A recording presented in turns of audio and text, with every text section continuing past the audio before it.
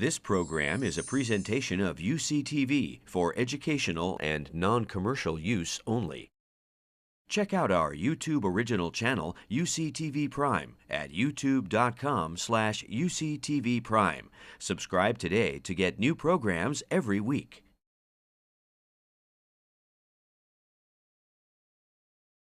Pleasure to welcome you today to the third of three Hitchcock lectures to be given by Professor Michael Coe.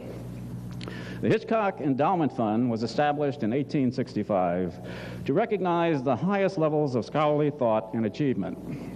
This fund has grown over the years and has brought many notable individuals to the Berkeley campus, including Niels Bohr, Robert Oppenheimer, and Stephen Hawking. The bequest has become one of the most cherished endowments of the University of California. We are pleased to present to you today, under the aegis of the Hitchcock Professorship Fund, the highly distinguished Professor Michael Coe. Professor Coe is the Charles J. McCurdy Professor of Anthropology Emeritus at Yale University. As one of the foremost authorities in historical archaeology, his studies of ancient Mayan culture and writing systems have been heralded as major developments in the understanding and evolution of this fascinating civilization. Thanks to Professor Coe's work, we now know much more about the Maya, a people that achieved remarkable advancements in art, literature, mathematics, and astronomy. Professor Coe has written numerous books on the Maya, including Breaking the Maya Code and The Art of the Maya Scribe. He has also written about a broad array of Mesoamerican subjects, ranging from pre-Columbian art, pottery, and ceramics, to the history of chocolate in the Western Hemisphere, which I trust some of you heard about yesterday. Professor Coe's work is sensitive to developments in all areas of Maya research and to the growing knowledge about interactions between the Maya and other ancient peoples of the region. His studies have also extended to other Mesoamerican civilizations, including both the Aztecs of central Mexico and the Olmec in southern Mexico and Central America.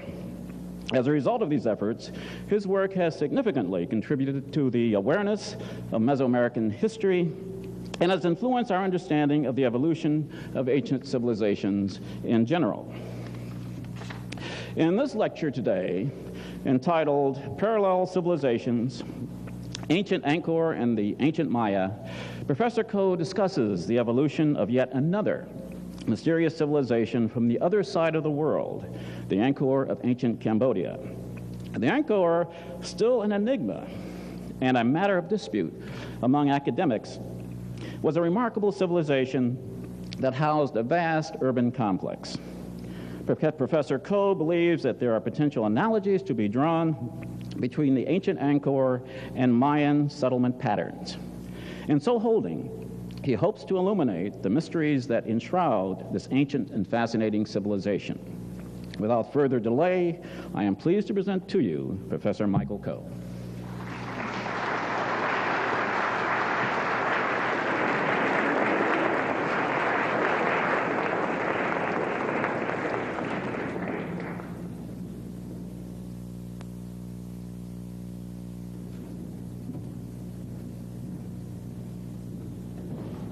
I'd really like to express warm thanks to Dean Mason and the members of the Hitchcock Committee for inviting me here. I've enjoyed this tremendously. Nothing like an audience to a retired old professor. I haven't had an audience for a long time, and you've been a good one. I got interested in this subject of ancient Cambodia a very long time ago, almost as long ago as I've been involved with the peoples of Mesoamerica. In 1954, on my way back from a two-year assignment in the Far East, I decided I wanted to go to Angkor, and one could then. And this was no less than 46 years ago, and I was flabbergasted. I had been in the Maya area quite a lot ever since I was a sophomore at Harvard and changed my major from English to anthropology so I could study the Maya. And I'd seen the great Maya sites, not all of them by a long shot, but I had seen them in their tropical forest setting. And when I walked through Angkor, I was just flabbergasted at how similar Angkor was to a classic Maya site. The jungle looked the same. The animals sounded the same. A lot of the sculpture looked similar, and certainly the architecture really resounded. Now, this afternoon, I'm not going to draw any conclusions or even suggest that there were any connections between these two. Frankly, not for publication. I think there were, but that's another story. That's in my dotage, that's what I'm going to devote myself to. But nobody else would believe me on this, but there are some amazing parallels between these two cultures. Now, the great strength of being an anthropologist, rather than any other kind of an ologist, is that anthropology, from its very founding, from its founders back in the mid-19th century, has been a comparative study. It began as really the comparative study of civilizations, and in particular of ancient religions. And some of the great theorists back in those days, men like Lewis Henry Morgan and Edward Tyler and people of this sort, who were the founding fathers of anthropology, were comparative scholars. They believed that by comparing civilizations in the past through time and space, you could illuminate the whole story of how human cultures came about to be.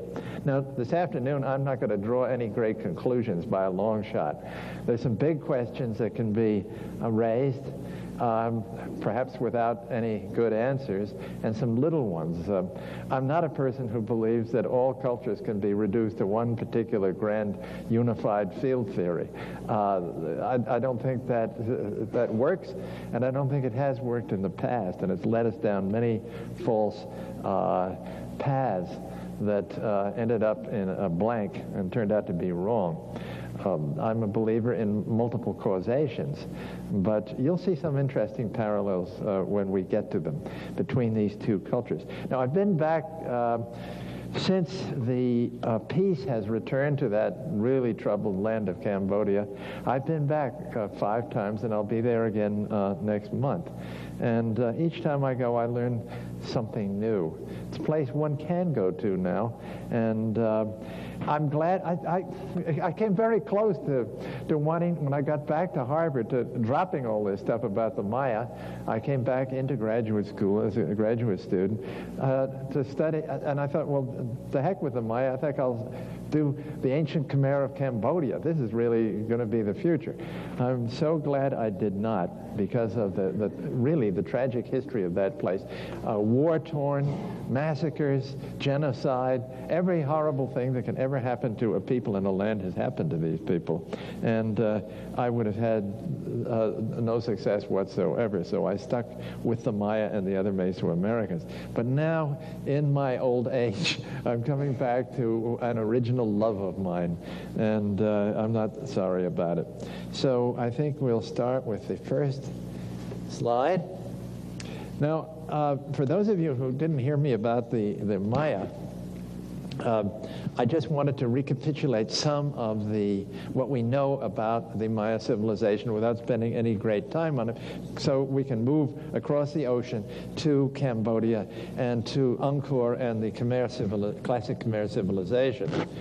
Essentially, the Maya occupied the lowland Maya that I'm talking about during the classic period from around 250 AD till about 900 AD, occupied this region of the southeastern Mesoamerican lowlands, the Yucatan Peninsula, and particularly the southern lowlands here, which is where most of the great ancient cities like Tikal and Copan and Quirigua, Piedras Negras, and so forth are located.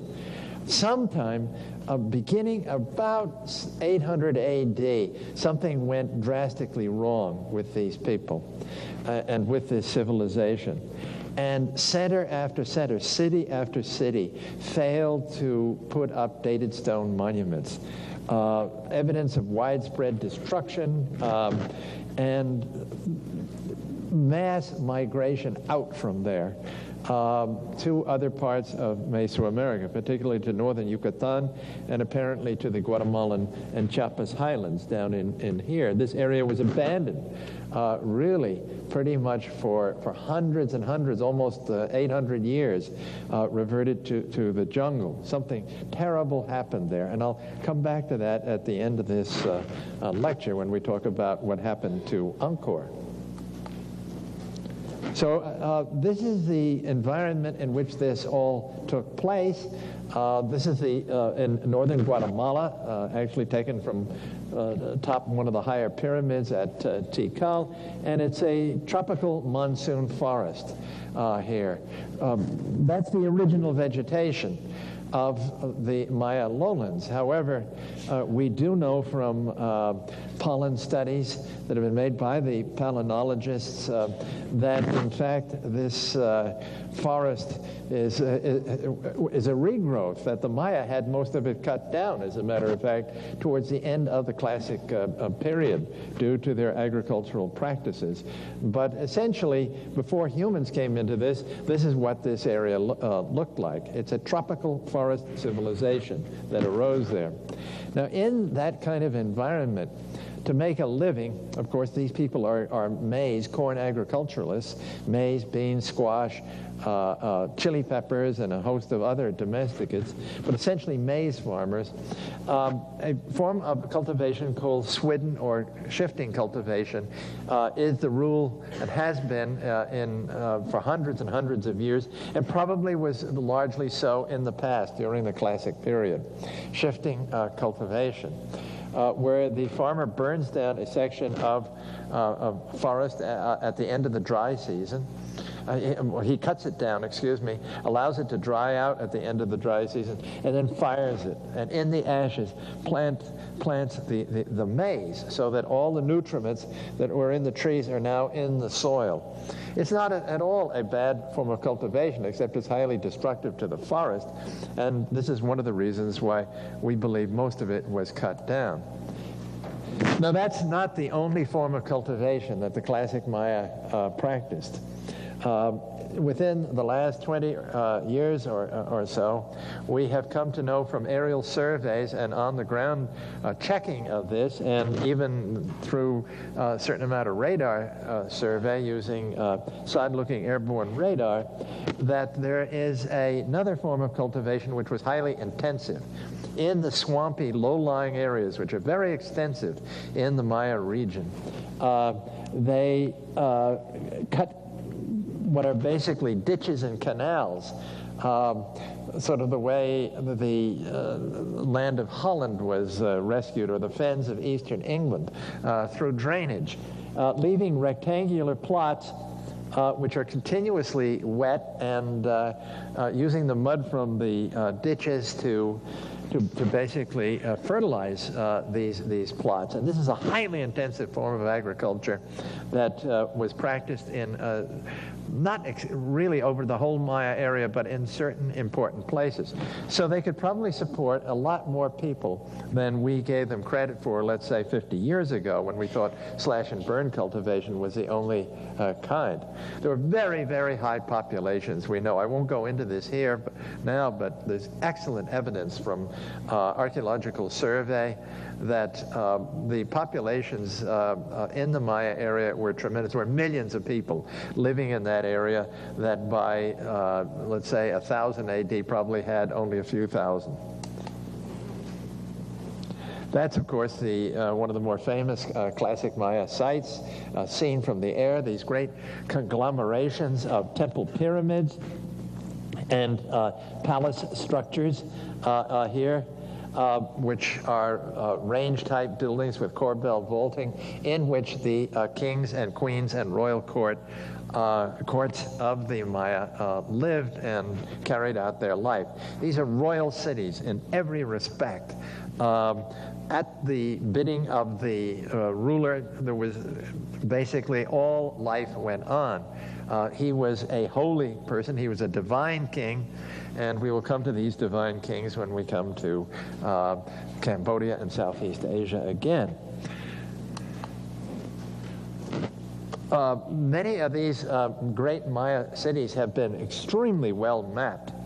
On-the-ground surveys with testing of structures, and really we know an awful lot about the settlement pattern of places like Tikal and elsewhere. In large part that grew out of the work of my old professor, Gordon Willey at Harvard, now retired, who was the founder of studies of this sort, basically in archaeology, and was a world leader in this. And he turned his attention to the Maya area, and he stimulated all of this kind of ground survey so that we can actually plot out. This is Tikal. Most of Tikal that you see, these are the central Acropolis, which was the palace of Tikal, and these are the great temple pyramids here, which were dedicated to the royal cult, to the cult of dead kings, of ancestral kings. But huge causeways, reservoirs, because drinking water is a great problem in the Maya area even today. But essentially that's it. A sort of an amorphous settlement pattern. It doesn't look like a city, a Near Eastern city. It doesn't look like a Chinese city laid out on a grid pattern at all. But a very, very amorphous kind of a settlement pattern. But a city nevertheless, because it had the function of a city. Most Maya architecture, most Maya buildings are really like wedding cakes. That is, there's layer after layer after layer after layer of buildings built up through the centuries by kings who had rebuilding programs and so forth, where they tore down the vaults, vaulted structures, superstructures on older buildings, and then raised other buildings above them. So here, for instance, at the site of Washaktun, which I talked about last time, is the original an original temple complex with 3 temples around it, perhaps dedicated to 3 gods, and then successive rebuildings until finally this thing has turned into a palace with interior temples at the end of the late Classic. This is the kind of archaeology that's been done in the Maya area, and it's been of the absolutely highest quality. And it's the kind of archaeology that's barely begun in Southeast Asia. Maya architecture was extraordinarily beautiful. This is the site of Palenque, where some of the most beautiful architecture is. You're looking at a late Classic building, 8th century AD, called the Temple of the Sun at Palenque. And it was built, we know who the person who built this was. It's part of a complex of actually 4 different major structures in that area, built by a king named Khan Balam, the son of the man who was buried in the great Temple of the Inscriptions there. Very, very beautiful, all covered with stucco at one point, and it was sort of like a billboard up here. This is the roof comb, which had stucco figures of it, of the gods and of the ancestors. This is from, somebody asked me previously about this book by John Lloyd Stephens. John Lloyd Stephens went in the 1830s to this region with Frederick Catherwood, an English topographical artist. And later on, Catherwood in 1850 published a wonderful lithograph album of his lithographs of various Maya sites, including Copan. Stephens bought Copan for $50 so they could do whatever they wanted there, and they got a wonderful account of it. The Maya had put up stele, dated monuments of their kings. Put it the other way around. The kings put up monuments for themselves. This particular king was a guy named Washaklahun Ubakawil, and this particular character put up a number of very important stele or monuments at Copan to celebrate his reign and his association with the gods, particularly with the maize god. And in front of it are altars. This is a death's head altar. We don't know a lot about that, but these stele are usually associated with these altars. And of course, all of this has hieroglyphic writing on it. Now, these Maya kings were divine kings. They had the title of Kul Ahau, or Kuhul Ahau, the holy king of such and such a city. And many of these cities had very, very long dynastic successions, very long lineages. Tikal had dozens of, well, almost 24 rulers, one after another in an unbroken succession, really, which lasted almost 700 years. The other cities had more recent founding and therefore had to invent past genealogies. But these kings sat on thrones in their palaces. They had probably numbers of wives and a principal wife, and they had heirs apparent, and all sorts of rites were celebrated by them to mark victories and to mark important time periods. The writing, as you know from my first lecture, can be read. Even if we can't pronounce all of it, we can do most of it in what we call Choltean Maya, the ancestor of Choti Maya, which was the literary language of these people.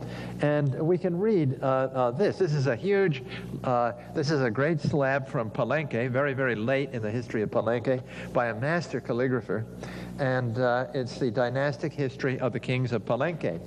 Particularly mentioning a very important king named Pakal, who was the guy buried in the Temple of the Inscriptions, in the great sarcophagus and tomb in there, and ending up with the ruler down here who commissioned this whole thing, a man named Kuk Balam, or Quetzal Jaguar, who was also, like all of his predecessors, a Kulahau, a holy king.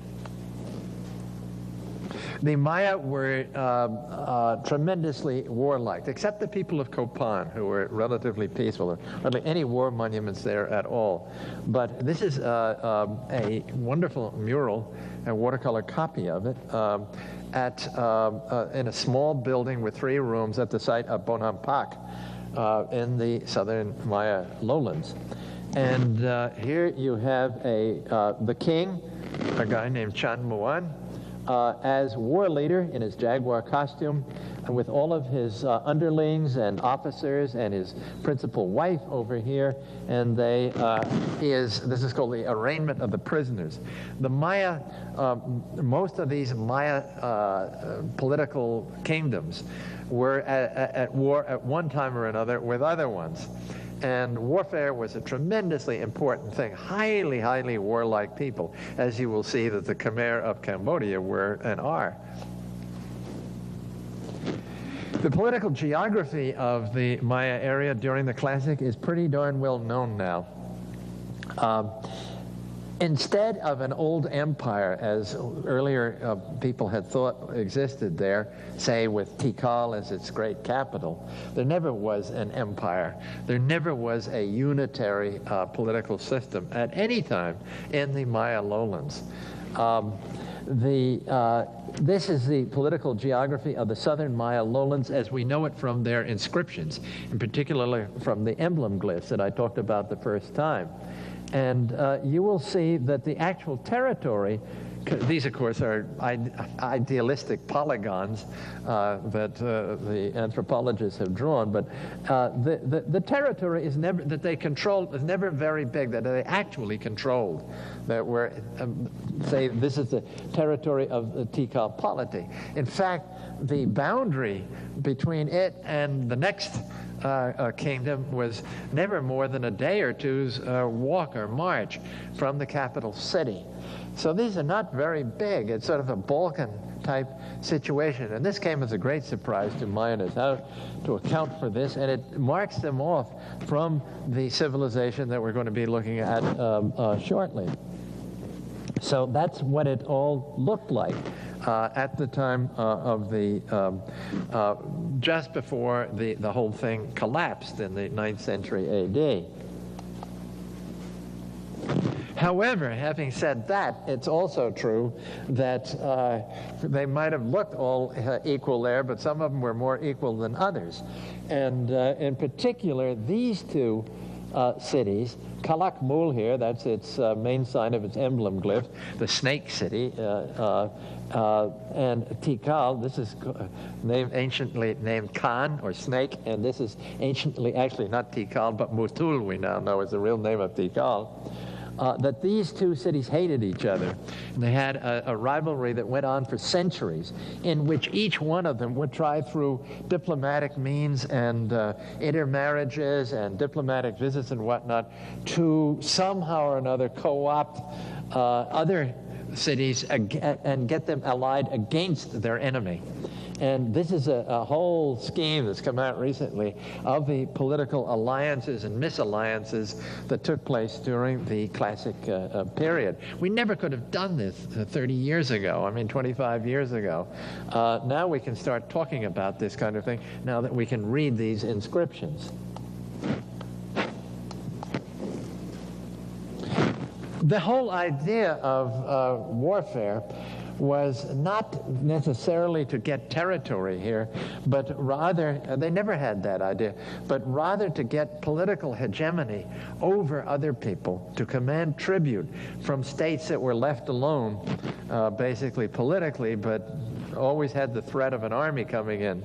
And secondly, and probably even more importantly, to take great captives, important captives from that other city and bring them in for torture and sacrifice. This is on a bone from a small, beautifully incised bone from the tomb of Hasao Chan Kawil, the king of the great king of Tikal, who won a great battle over Kalak Mul. And this is a prisoner from Kalak Mul on this, and he is actually given his name and titles here, and it says that he comes from Kalak Mul here, which is way to the north, their bitter enemy. So Tikal eventually won, but that's the main point of Maya warfare. Okay, that's the Maya. I'll come back to them later. Now let's move to the other side of the world, and I mean it is the other side, at least it is from New Haven. This is, of course, a map of Southeast Asia.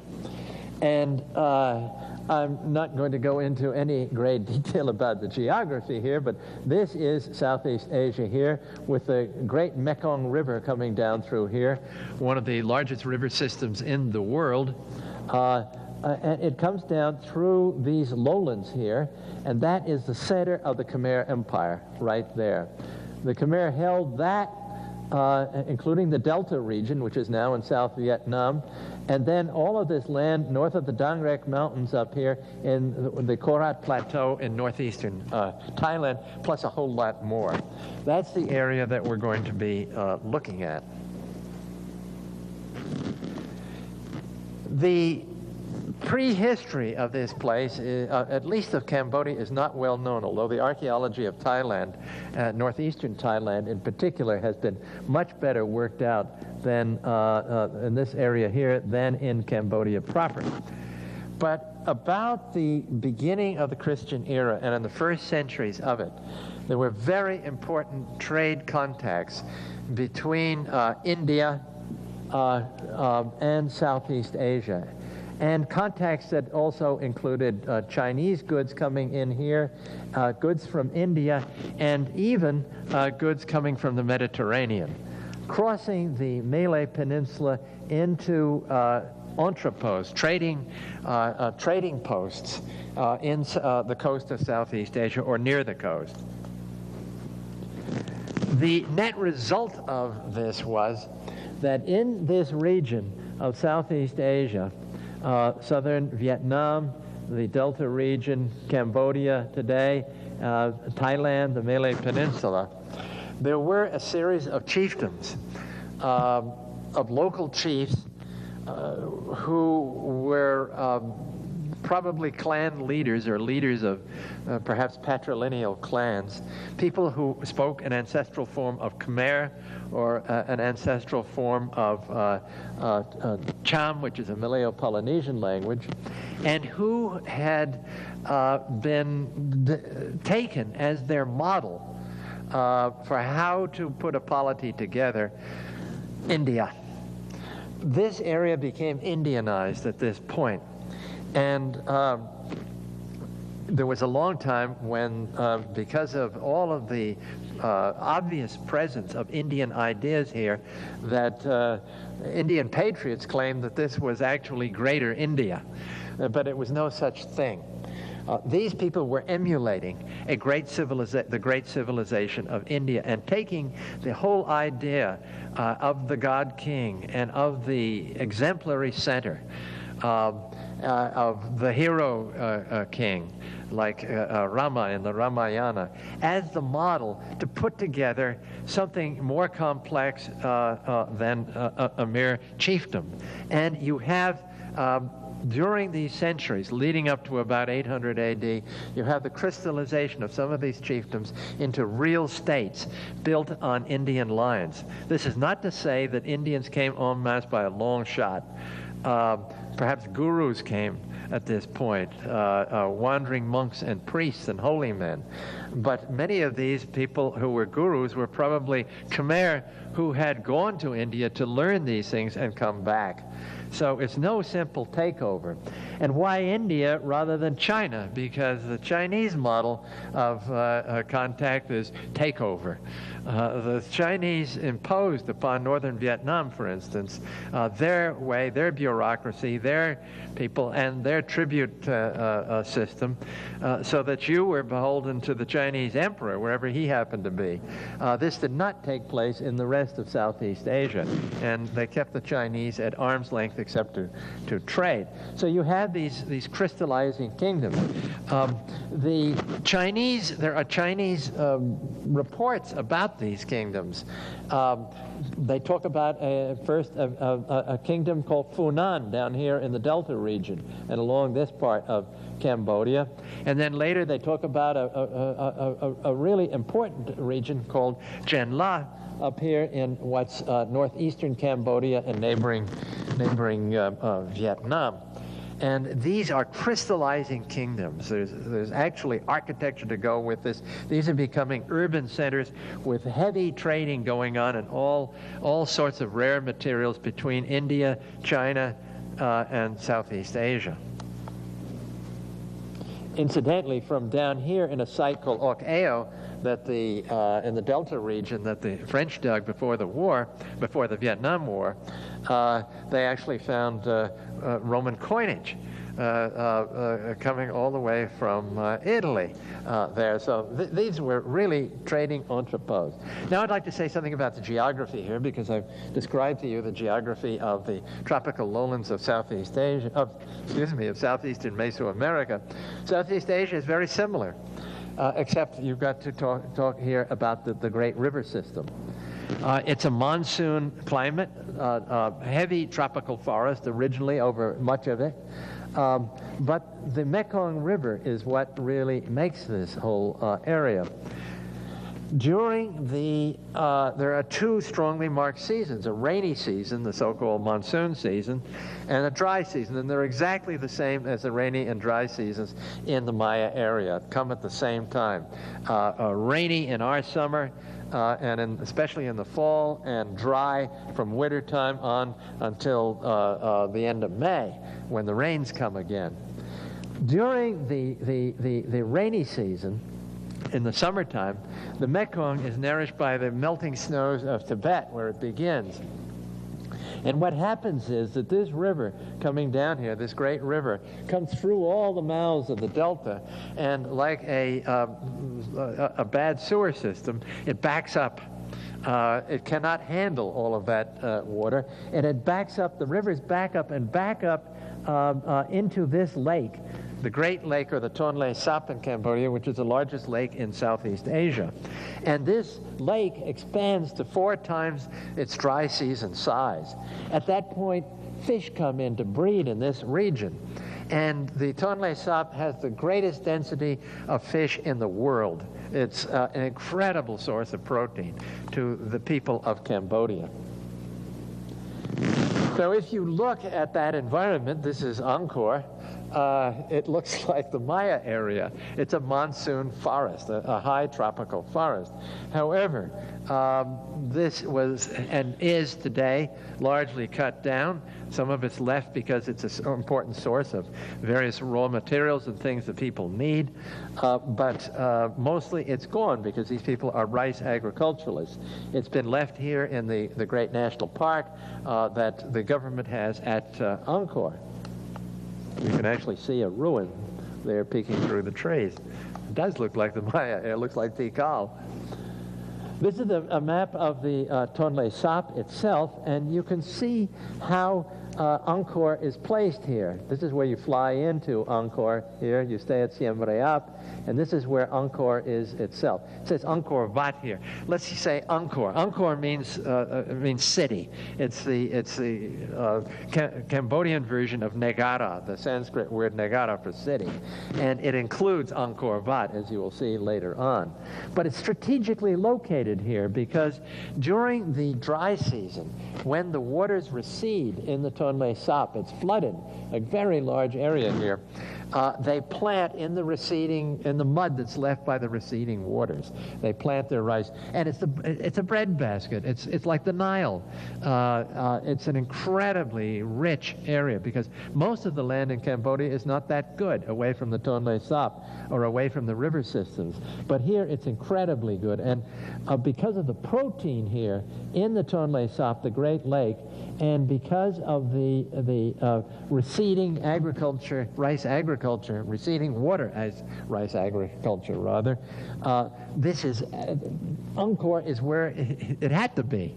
And the whole growth of Angkor, I think, depends, if you want to take economic models, upon the possibilities, the agricultural potential of this region. Now, as I said, there is a rainy season and a dry season. This is November, which is sort of towards the tail end of the rainy season. It's raining like mad now in Cambodia, and it will taper off finally at the end of November and beginning of December. And that's a fact. Almost all cultivation away from the Great Lake depends upon this rainfall. Most of rice in Cambodia is actually rainfall produced on fields that are merely watered by rain and not cultivated at all in the height of the dry season. Here you are looking out at the edge of the Tonle Sap. These are all flooded rice fields here, and as the water goes down, they will plant then in the mud, come in and plant in the mud, and this will all turn into green rice. It's quite a sight. But it's just loaded with fish. And there's a huge fishing industry here. Fish turned into, mainly turned into the most unattractive stuff to the Western eyes and nose, fish paste, fermented fish paste, which is a wonderful source of protein for everybody, and it's part of the Cambodian diet. You get to like it after a while. This is now a rice field in an area that has been left by the receding waters of the Tonle Sap. I shot this one in November, and you can see a little Cambodian hamlet there. All the houses in Cambodia are on stilts, raised up above the deck there, and people live in the upper story, and the pigs and other animals, water buffaloes, live down below, which would make it very, very difficult to find these things archaeologically. And as I say, there are many kinds of rice grown in Cambodia, all with different, by the Khmer, all with different growing seasons, lengths of growing time, and different characteristics. Now today, of course, hybrid rice produced by the Big Rice Institute up in the Philippines, that's spreading everywhere. Not, in some cases, such a great idea. Now, this place is big. Angkor is huge. Angkor covers at least 75 square miles, 200 square kilometers. It's, I think, one of perhaps the biggest ancient archaeological site in the entire world, and I'll prove it to you in a moment. It's so big it can be seen from space. It's one of the things that you can see from space, like the Great Wall of China. And this is an image taken from the shuttle, Endeavour shuttle, a pass that when they passed over Angkor, and a project that was backed by NASA and the Jet Propulsion Lab to make radar pictures at on different bands of Angkor itself. Here's the Tonle Sap down here. This is Angkor itself. These are the Kulen Hills from which all the water comes that runs down through Angkor to supply these huge artificial basins here. Really tremendous ones. There's Angkor Wat. This is Angkor Thom, with the royal palace there and the Bayon in the center, and all sorts of other complexes around it. But this thing is really enormous. Flying into Siem Reap, from the west, from Bangkok, if you look out the plain, you'll see this. That's the western Barai, the western reservoir here, completely artificial. Stone-lined on the edges. It's 8 kilometers long, which is 5 miles long. The center of it is actually right here. This has all been silted up over here. And there's another one on the other side of Angkor that's almost as big, and others elsewhere. So what were these? These are all rice fields here with hamlets. This is an ancient site right here. What were these? And the idea came up early on. The French had been here for over 100 years, excavating and restoring it. And the idea came up from their investigations that these reservoirs were there because it was an irrigation civilization, that the kings of Angkor had these things constructed by hundreds of thousands of slaves to keep the water in so that these rice fields could all be irrigated. That this was a prime example used by various, mainly Marxist historians and anthropologists to show that in Eastern Asia there was another kind of civilization that was a very rigidly organized kind of civilization that depended upon irrigation. It turns out not to be the case. There's a map of what you were looking at in the radar picture. Angkor Wat is here. That's Angkor Thom with the royal palace and whatnot, the center of the huge city here. The two big barais, other ones are elsewhere. There's another one down here that should be in blue also. And I have put on that map of Central Tikal at the same scale. You can barely see it. It's postage stamp size. You could put how many Tikals, which Mayanists love to think is the biggest thing ever made in the history of the world, how many could you put within Angkor? Just to give you an idea of the size of this place. Now, there's a difference that Angkor was the center of a great empire, a unitary empire, where Tikal never was. So one has to be fair about this. But it does put things in perspective. To the north, in the Kulen Hills, is where the people of Angkor got the stone from which they constructed, or at least finished, all of their buildings and architecture, and from which they made their sculpture. And it's also the source of all the water that comes down to fill those barais and that runs through the site and through all the canals that are around there. This is the headwaters of the Siem Reap River during the rainy season, going over a waterfall here. These Kulen Hills are extremely important because, just to the north of Angkor, because in the year 802 A.D., one particular king named Yashovarman declared himself, he was a local ruler, he declared himself a universal king. And he founded the city of Angkor, which was called Yashodharapura. That's the ancient name for Angkor. So he is the founder of it, and he is the founder of the Khmer Empire.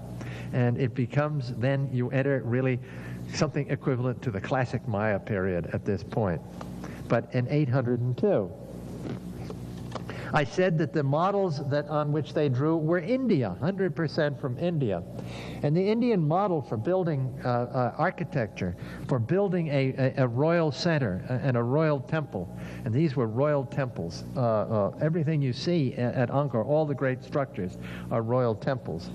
What they are doing is reproducing the Himalaya mountains, the home of the gods.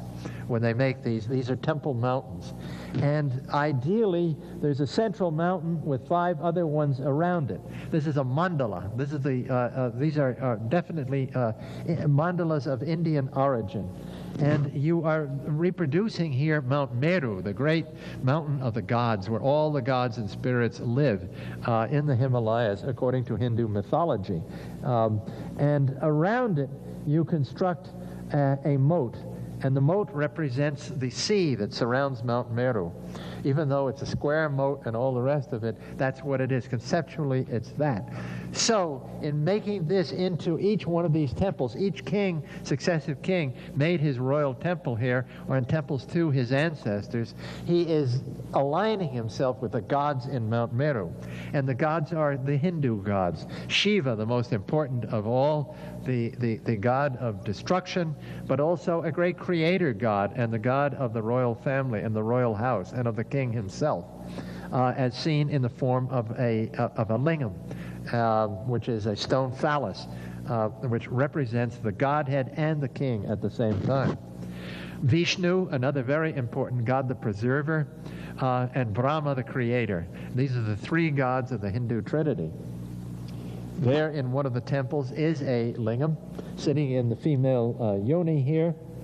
It's been busted off, but it actually goes way underground, and it represents the three, Shiva on the top, and then the other two gods further down in parts that you cannot see.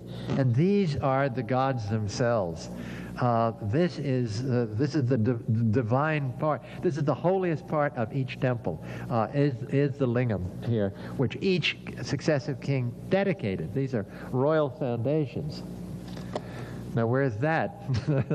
You think it looks like Tikal. It's Angkor.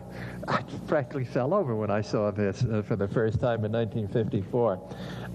The earliest architecture in Angkor, this is a temple mountain actually, looks terrifically Maya.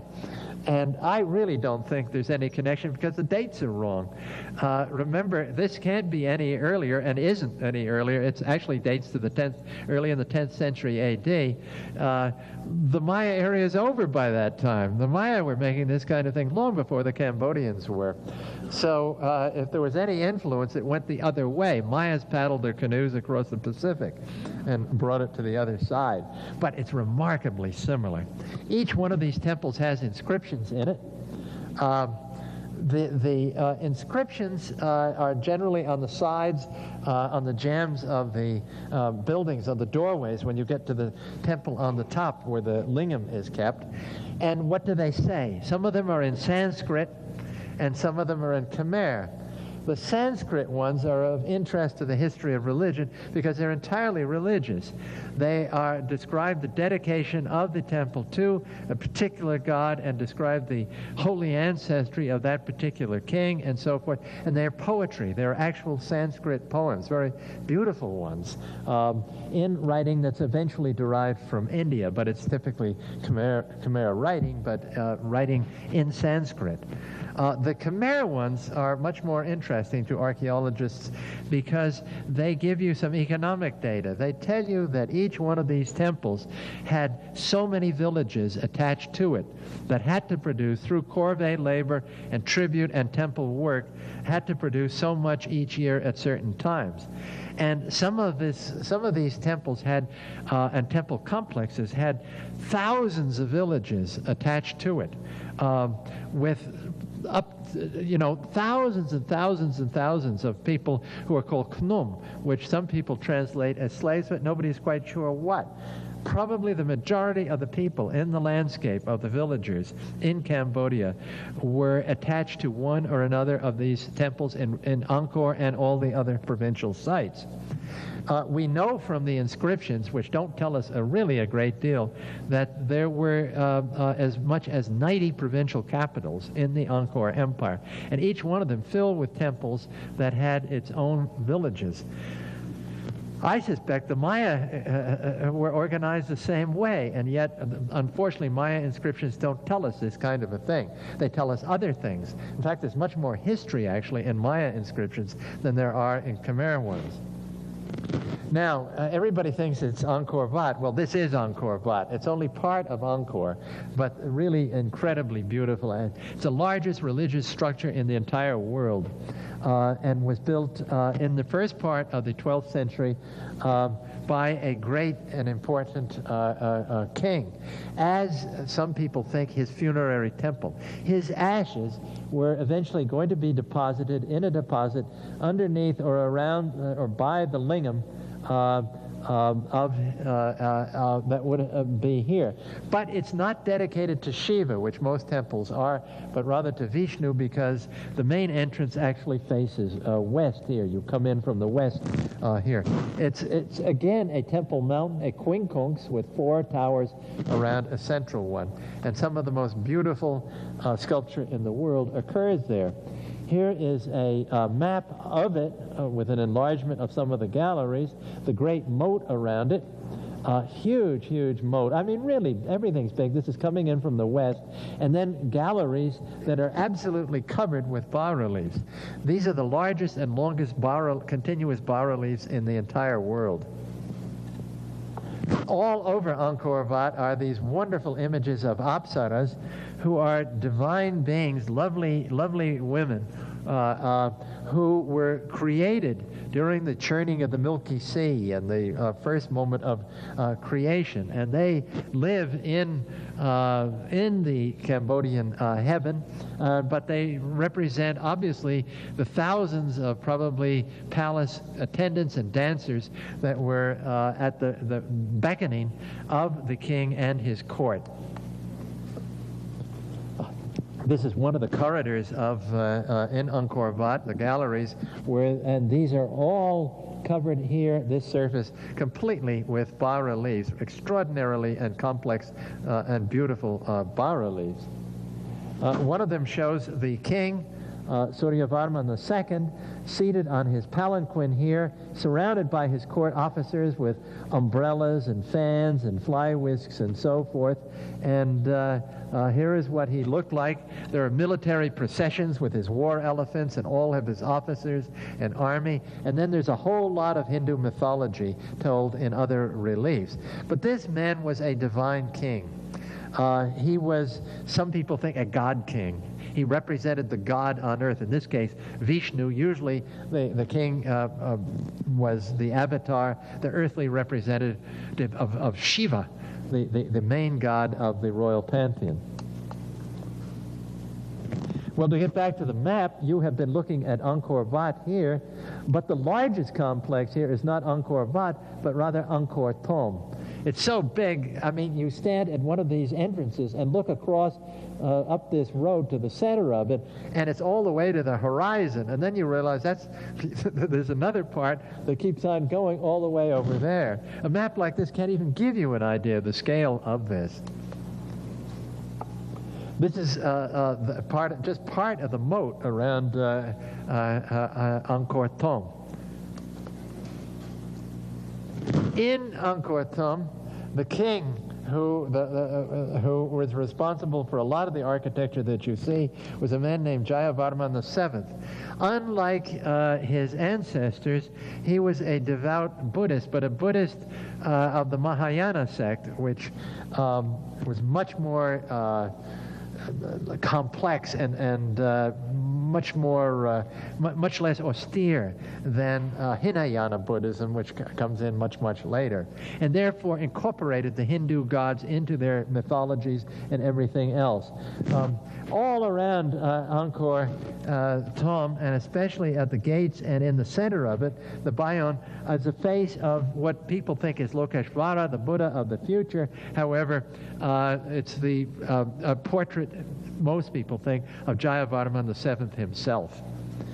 And they're all over the place. Every one of these towers has these faces looking out, 4 faces around it here. Each one has 4 faces looking out. So everywhere you go, this is the very center, the central complex at Angkor Thom. You find this face looking out at you with his enigmatic Khmer smile. There are wonderful bas-reliefs in the Bayon and the center of Angkor Thom, showing all kinds of scenes of daily life and, like the Maya, scenes of warfare. In this case, the Khmer fighting a jungle battle with their traditional hereditary enemies, the Cham. The Cham have a long history also. They are Malayo-Polynesian speakers who occupied large hunks of southern Vietnam and part of northeastern Cambodia, and were, as I say, the hereditary enemies of Angkor, and actually conquered Angkor before Jayavarman VII took the throne, and he beat them in a series of battles shown here very, very graphically. All sorts of scenes of daily life here. We know from, well, let's say right now, an awful lot of what we know about ancient Angkor is not from excavations that the archaeologists have done, because they've been mainly concerned with reconstruction and making the place into a tourist site and with art history, not with big anthropologically interesting questions. Most, therefore, of what we know about their life comes from two sources. One, these bas-reliefs on the Bayon, and secondly, a Chinese traveler named Zhou Daguan, who was a diplomatic envoy from the Yuan court, the court of the Mongol kings in China at that point, and who came back after a year or two in Angkor and wrote a wonderful account of late 13th century Angkor. It's delightful, it's wonderful to read, and gives, and most of what people talk about is actually based upon this, particularly upon Zhou Daguan, because the Khmer sources don't tell you these things. We know that the king had thousands of servants in the royal palace, that he had hundreds and hundreds and hundreds of concubines, and it's a wonderful description of the royal life, of the splendid riches of this man who could command these elephant armies and tons of gold pouring in at all times, and the tremendous luxury in which he and his court lived. This is a scene in the Bayon showing probably part of the palace, but I'll come to the palace in a moment, the royal palace, but that's all we know. That is the royal palace in Angkor Thom. It's huge. It's a tremendous structure. I mean, really big, with ceremonial pools there. This is the royal temple in which the royal family worshipped. The elephant terrace is here, where he went out and watched these great processions, and according to Zhou Daguan, even fireworks shows and all sorts of things over here. It's barely been touched archaeologically. The excavations are going on now, but just beginning. There isn't even an archaeological sequence that's based upon dirt archaeology for Angkor, I discovered on talking to all the various expeditions that are in there today. There's about 6 different groups at Angkor now from all over the world. There's 2 to 3 Japanese ones. There's everything but an American one, unfortunately. But they're just beginning the kind of study that went on 50 years ago in the Maya area, where you build up sequences through study of pottery and things like this. It's just in its infancy today. So there's not much we know about the royal palace except what Zhou Daguan tells us. That's the elephant terrace that I told you about, with the king's war elephant shown here in bas-relief here, going along here. And we know from Zhou Daguan that he and his court and his wives and everybody came out and watched these incredible spectacles that took place during the year at Angkor. Well, now, everything comes to a halt here eventually. But before it does, under Jayavarman VII and the later kings, Angkor basically conquered the rest of most of Southeast Asia. Large parts of Thailand. They held all of this area of Vietnam down here, all the way into Burma, and then down into the Malay Peninsula in what is Malaysia today. It was a huge empire at its height, reaching its height probably in the 11th, 12th, and 13th centuries. But then things eventually starts to fall apart. At their height, there are numerous provincial capitals. This is one of the most amazing of them, a place called Prat-Véquiar, which until the Khmer Rouge decided to make peace with the government about a year or so ago, you could not go to. I've been there. It's an incredible site on the edge of the Dang Rec Mountains overlooking the Cambodian lowlands here. And it's sort of scary to go there because you know that the people who are taking you around these ruins were Khmer Rouge only about 2 years ago. Now they're selling Coca-Cola to the tourists. But sic transit gloria. But it's a wonderful ceremonial site. And there's sites like this all over Cambodia and northeastern Thailand. And at this point, I've been to an awful lot of them. This is a very important site in Pi Mai in Thailand today that's been beautifully restored by the Thai government, which has done a lot of very good archaeology. A sort of a miniature Angkor here. And even in Laos, there's major Angkor sites. This is the most important of them.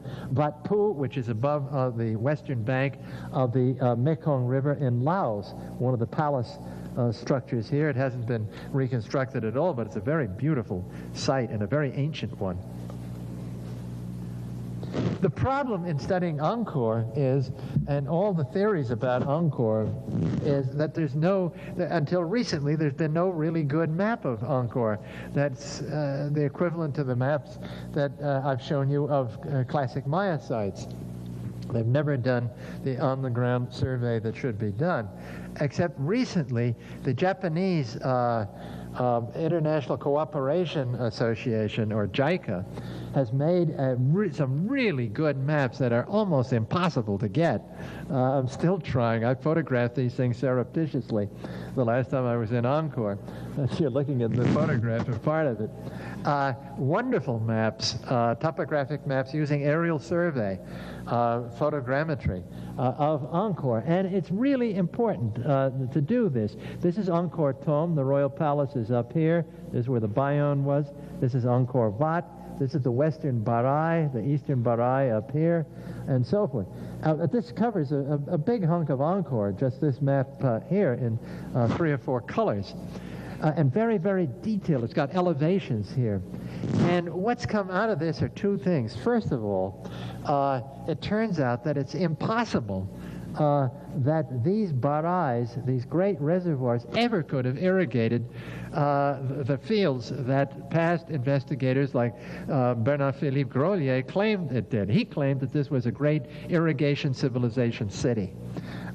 It's impossible that these things could have done this. It just doesn't work out from the elevations. And there's no sign that the dikes that go around this were ever breached to flood these fields.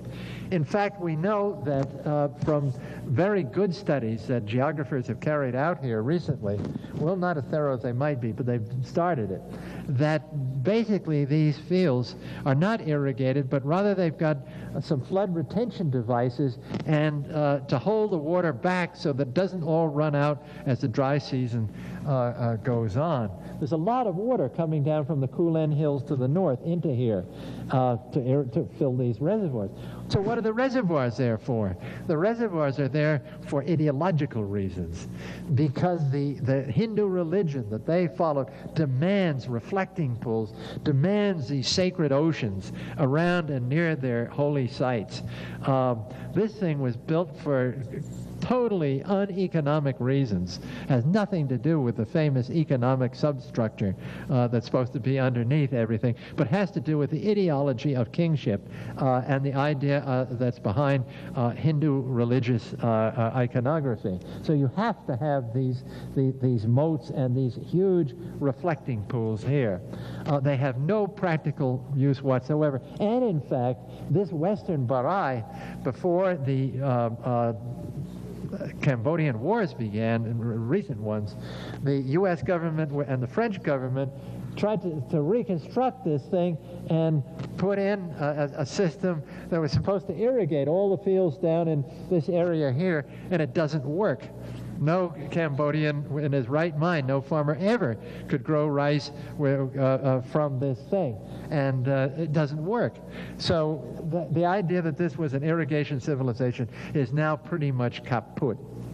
The other thing is, what kind of a city is this, or was this? Now, we know what the Maya cities were like from the surveys that have been done.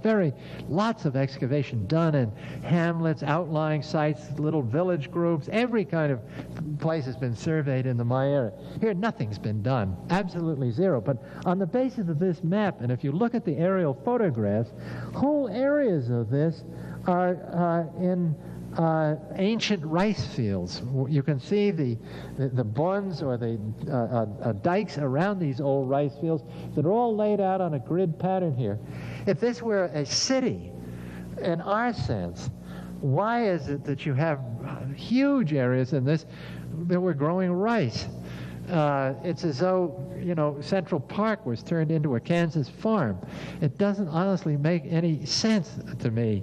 Was this really an urban city on the Chinese model or the Western European model or the Near Eastern model? I don't know, and I think that's all up in the air now. Wasn't it even an urban civilization?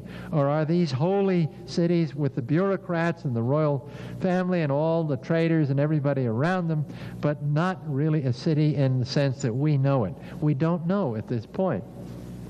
Well, now, I said this before, and I'll say it again, all this comes to an end. There is a mighty collapse of the classic Khmer civilization and Angkor itself that takes place at the end of the 14th and beginning of the 15th century. As the Thai come into Thailand and start moving down, originating in China, and come down here, they begin attacking Angkor and the outlying parts of the Angkor state, and start defeating the Angkor kings. At the same time, the other peoples are moving down in here, particularly the Vietnamese and so forth, taking over other areas from these people. In 1431, Angkor is abandoned, largely, not entirely, but largely. Monks stay on, and the capital is moved down to this region here, eventually to Phnom Penh, where it is today. The court moves down, but it's in total disarray. It's nothing the way it had been before. The kings are still divine, but they have extremely little power compared to their ancestors, Jayavarman VII and Suryavarman II and Yashovarman I. It's a pale reflection of what went on. They've gone into a post-classic phase of all sorts of disruptions taking place. At the same time, the Thai victors introduce Theravada Buddhism, which is totally different than what the Khmer rulers had been used to, and totally different from the ideology of the Khmer god-king. Theravada Buddhism is the kind of Buddhism practiced in Sri Lanka. It's practiced in Thailand and a number of other countries, including Laos. And it is in Cambodia today. And it is built around the meeting hall, where monks who do not belong to high-ranking nobility or anything, it's a highly democratic religion, all meet to decide the affairs of the community. And this is the basis of Theravada Buddhism. It's a communal religion, and a religion it's a gentle religion. No more warrior gods like Shiva going out and raising all kinds of Cain with the enemy. It's a totally different ideology. It does not celebrate the royal, the building of royal monuments for the royal ashes, but rather puts up stupas that look like the old royal monuments, but for ashes and relics of important Buddhist saints. A totally different religion comes in at this point. And Angkor does not entirely disappear, because the Theravada Buddhist monks continue to use Angkor Wat. Wat means a Buddhist monastery. Angkor Wat as a great temple, a communal temple for these people, and they're still there today. When you walk through Angkor Wat, you will come across Theravada Buddhist monks conducting ceremonies, and they're living there today, all around Angkor Wat, and have always been there. The French claimed that around the end of the 1850s, that a man named Henri Mouot discovered Angkor He didn't discover Angkor. It's never been forgotten. There have always been people living there. All the Cambodians knew where it was, and the Cambodian monks kept it clean and kept it cleared. You could always go and visit Angkor, and many, many visitors did, even before Monsieur Henri Mouot came there. So it's a total takeover. There is Phnom Penh as it is today. That's the royal palace there, and the king there still is a king and a royal house there, but greatly, greatly diminished. He's still divine in many respects, but nothing like his ancestors. So what has happened here in this collapse is a total socio-political collapse of an ancient system that had an ideological basis to it. We see no reason to believe that it was anything economic that resulted in this, but rather the whole raison d'etre of the whole thing, the God King, no longer could rule. I have a quote on this from, I had a quote from a wonderful student of this subject who was an American diplomat, Lawrence P. Briggs, who wrote a great book called The Khmer Empire, which really got me going on this. And he says here, it's a long, long sentence, "No amount of blows from without could account for the unfinished condition of temples and sculptures begun decades and even centuries before the fall of Angkor, or for the systematic mutilation of the images of the hated gods seen everywhere at Angkor," and you do see that. In short, to use a crude expression, the wonderful period of ancient Khmer civilization ended, not so much because the Khmers got licked, but because they got religion. And this is absolutely true. Now, let's just finish it off and look at the Maya again. Oh, there, by the way, is what happened to Angkor, most of Angkor. It went back to the forest there, and these great jungle trees took it over. This is Ta Prohm, a wonderfully romantic part of Angkor that the French archaeologists have left in its original condition. The same thing happened to the Maya area. This is Tikal, an artist's reconstruction of it around 1000 AD, 100 and something years after the fall of the Classic. And all these structures are now going back to the forest with various small little groups camping out in the ruins here, from the, but mutilating the monuments the same way the Cambodians had done at Angkor. And no longer, all of these cities now abandoned, and they moved somewhere else. They moved, according to very bad records we have, to the north into northern Yucatan and possibly into Guatemala at this point. And at the same time, just as in the Cambodian case, a new religion comes in into the Maya region. This is taken at Chichen Itza. A religion based upon a god who had not existed before among the classic Maya, and that's the feathered serpent, or Quetzalcoatl, known to the Maya as Kukulkan. It became a single cult in which the old Maya gods had really pretty much been put to one side. They built a four-sided pyramid in honor of Kukulkan here. And this is very, very late. I mean, this is now, we're talking about after 900 AD to about 1200 AD, when all of this, here's a feathered serpent on one of their temples. Grim kind of architecture, highly militaristic, and definite evidence of outside people coming in from Mexico at that point, just as the Thai had come into the old Khmer area. So an ideology has now, the old religion is totally overturned. There are no more god kings left in the Maya area, just as in Cambodia. There are no more scribes. They no longer make that beautiful pottery with those wonderful scenes. The scribes have all gone, as far as we know, very few of them left. Total destruction of an old way of life. So what did it? Well, a number of archaeologists on both sides of the water think that these two ancient civilizations were really, the destruction of them was because after 600 or 800 years, and that's how long most ancient civilizations last, that the people had had enough. but that had, after all, when you consider that all of Cambodia, most of the people there were basically slaves of these great temple cities, you can understand that they get pattern exhaustion. They get tired of doing the same thing over and over again. In the Maya area, because of the good studies we have, we know that this went along with other factors. It went along with environmental destruction, and it went along with a collapse of the agricultural system. There's no evidence for this in Cambodia, but that's because they haven't looked.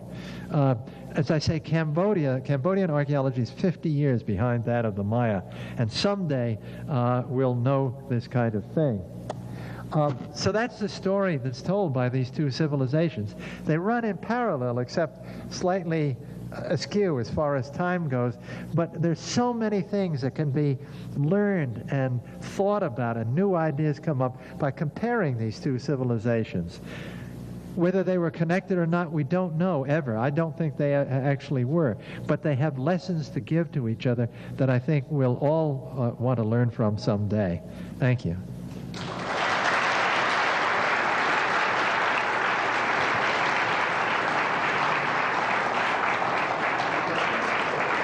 John. Time for a few questions, if you have some. Yes, please. Yeah, when I was in high school, we read about the Maya, war and bloodletting and torture. And I was wondering, where are the depictions of dancers or musicians or people making love or doing the things that people do in real life? In real life. Now, that's a good question. That whole business about all the bloodletting and whatnot, there was a period in Maya studies about 15 years ago or so where everything was blood. And the picture came up of a bunch of people who were doing nothing but sort of mutilating themselves and each other to draw blood, et cetera, et cetera, et cetera. And that's a little bit exaggerated, we now know. But on the other hand, this did occur to a certain extent, just as human sacrifice did. But the ordinary day-to-day life of the Maya is depicted. You get views of this on the classic Maya pictorial pottery. We have palace scenes. You don't show on that. You don't show the Slavs. The proletariat doesn't show on that. Just like they, in most civilizations, that kind of life is really downplayed. You have the elite were concerned with their own life, with themselves, and with courtly things. So a lot of that has to do with the courts, and we get a lot of views of what went on in the courts: marriage negotiations, feasting is big now. On classic Maya pottery. You see this on Justin Kerr's wonderful rollouts of classic Maya pottery, this kind of thing going on. Gift giving, tribute, this kind of thing. That's what you get depicted there. The Bonampak murals, which are the most, or were, now they're largely destroyed, the best picture into what it looked like in a classic Maya site. They show you warfare in one room going on, off in the jungle, really very accurate description of this thing. Arraignment of prisoners. Then it shows preparations for a great celebration going on, and all the palace servants and so forth are there doing whatever they have to do, including people who are putting all the equipment on the participants. And then finally the last room shows a great dance going on with probably the feathers from several thousand quetzal birds involved in that in their costume. But the point is that the dance is a sacrificial dance. There's somebody getting sacrificed and beheaded eventually there. That's what you get for the classic Maya. There are no scenes that I know of that give you the kind of life that you find at Angkor in the Bayon reliefs, where you have people showing them cockfighting and gambling and stuff going on in markets and whatnot. We don't have that. They were operating on a different level. But we know an awful lot about courtly life from this. Yes, please. Yes, Professor, I have a couple. About what is the ratio of the size between Tikal and Angkor? About how much larger? How much larger is Angkor than Tikal? Yes, about in ratio. It's at least 15 times larger, maybe 20. If you look at that map where I put Tikal in Photoshop, I put it on at the same scale, and it's only this big, and Angkor's like that. It's about 15 times. I'd say at least. The other question is, you mentioned the Chinese scholar. Yeah, Zhou Daguan. Yes, could you spell that out? And are there any... Zhou Daguan? Well, I'm going to use the old Wade Giles system of transliteration. C-H-O-U, then T-A-K-U-A-N. Zhou Daguan. I don't know what the pinyin is for it, but that's Zhou Daguan. And he was a diplomat, Chinese diplomat. And it was published first in French, in a French translation by Paul Pelliot, but you can find it in bookstores in Bangkok in English, little paperback. It's wonderful. It's really very entertaining. He had a wonderful sense of humor, and he loved those Khmer ladies. He really did. What they call it in English? Is there an English title to that book? It's the Customs of Cambodia. It's a the Chinese, when they went on these expeditions, for trading expeditions and diplomatic ones, they would get back and they'd write up an account of what they'd seen. And these are very early ethnographies. They're often very entertaining. There's another Chinese named Ma Duanlin, who also was much, much earlier, who describes a sort of pre-Angkor life. Somebody could search through Chinese archives someday and find more of these things, but there are a lot of descriptions. The Chinese were always interested in the barbarians, the outer barbarians. I mean, they were really fascinated. They were early anthropologists, and they really liked that kind of stuff, and they wrote it up. And Zhou Daguan, we know, is very, very accurate. Everything he says is true. Please. Knowing what we know about Polynesian navigation between Southeast Asia and the rest of Polynesia, all the way to Easter Island and Hawaii, is it possible that there was any pulling back to the Mayan region? Because I know that there's some botanical. There definitely is. That's right. Well, you want me to let my hair down about this? I am convinced from a lot of time spent in Asia and Southeast Asia. I've spent as much time there as I practically have in Mexico and Central America, and extended stays in Bali. I'm convinced that there's a connection. And I think that this connection is on an intellectual level, and that it took place sometime in the early centuries of our era. It would have involved such things as the transmission of bark paper books, the technology behind bark paper books that are folding screen books. It would have involved calendrical things, such as permutation calendars. The Balinese permutation calendar is practically identical to what I've described of the Maya calendar. It's incredible how close it is. When I talk to a Balinese calendar priest, I can predict the next thing he's going to say from what I know about the Maya. It's really strange. There are color directions, the idea that the universe is associated with the four directions, but which have colors and plants and specific birds and animals associated with them. That's spread all over East Asia, Southeast Asia, and Mesoamerica, a little bit up into the southwest of the United States. Just thing after thing after thing, always on an intellectual level. Of course, there's no horses, there's no water buffaloes, there's no rice, there's no wheat, etc., etc., etc. But I think that the navigational skills of the peoples of East and Southeast Asia were tremendous. The people of Borneo in the first centuries of our era got all the way to Madagascar. The people in Madagascar speak a language that is from Borneo. That's a long, long, long, long way. These were master navigators, these people, and we know that. The Chinese were master navigators.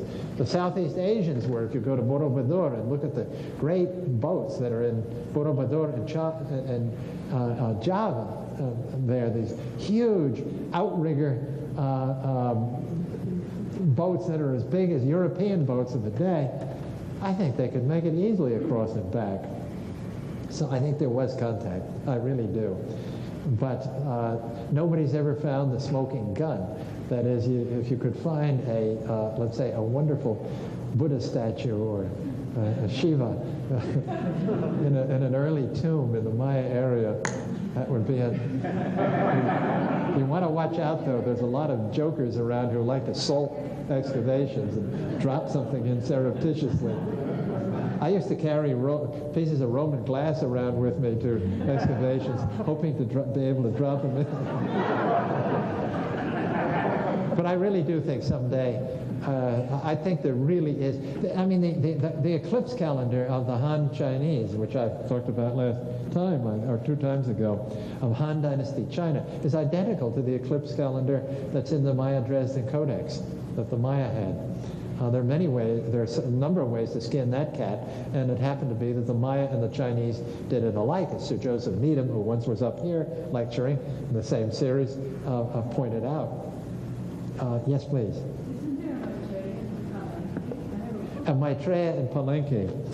No, I've never seen a Maitreya in Palenque. I'll tell you what has shown up, though. A Roman figurine. A head. I didn't drop it. Showed up at a site called Calixtlahuaca, which is near Toluca in the highlands of Mexico, way southwest of Mexico City. And it's in a pre-Columbian context. I know the guy who found it was a very fine archaeologist. It's underneath a sealed floor in this site, which is a very late site. I mean, it's in the Aztec period, but it's pre-Spanish. And they've recently analyzed that, and it's Roman. They carried out chemical analyses on it. There's no doubt about it. It's terra sigillata. It's a Roman figurine. How did that get there? Yes, please. Yeah, like, is any relation, you think, with the Bay of Jars, I guess, Brazil? Are you talking about the so-called Phoenician stuff there? I'm not going to get into that one. That gets a little... That's a guy called Barry Fell, and I don't believe anything he says, to tell you the truth. But a Roman figurine isn't going to worry me, because there are Roman figurines that show up at Ocao, that site in the Delta region of Vietnam, which was very early, the first centuries of our era.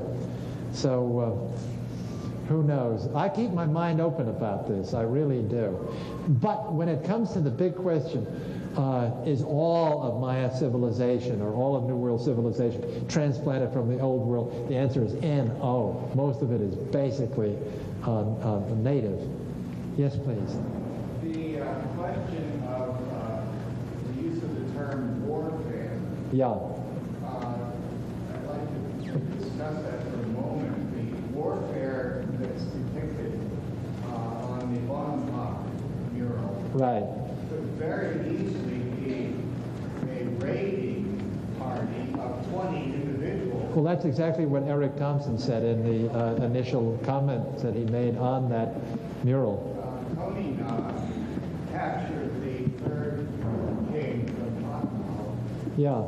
In the same kind of raid, like 20 or 30 individuals. I question the use of warfare to represent that. These were Well, that's how you define... Can I answer your question? That's how you define warfare. I mean, it depends on how you define warfare. I think raids are part of warfare. I mean, guerrilla warfare is largely raids carried out, and very highly successfully, too, very often. That's the way the Maya fought. They fought the Spaniards with raids, actually. The Maya were great resistors of the Spaniards. They fought at night. They fought in the jungle. They used all kinds of modern guerrilla tactics on them, and it took hundreds of years for the Spaniards to really conquer the Maya. And in fact, I knew, on the east coast of Yucatan, I knew independent Maya in the late 1940s, who had never been conquered. why can't that be warfare? I mean, it's guerrilla warfare is warfare as far as I'm concerned. Whether if you know, versus a pitched battle is what you're thinking about, that's another story. But the Aztecs, for instance, made a big mistake in fighting a pitched battle against in Otumba against the Spaniards, which they lost. That's when the Spaniards moved on the Great Lake and finally were able to take Tenochtitlan. But they never should have fought a pitched battle. If they'd done the way the Maya did it, everybody in Mexico would still be speaking Nahuatl, the Aztec language. Won't you please join me in thanking Professor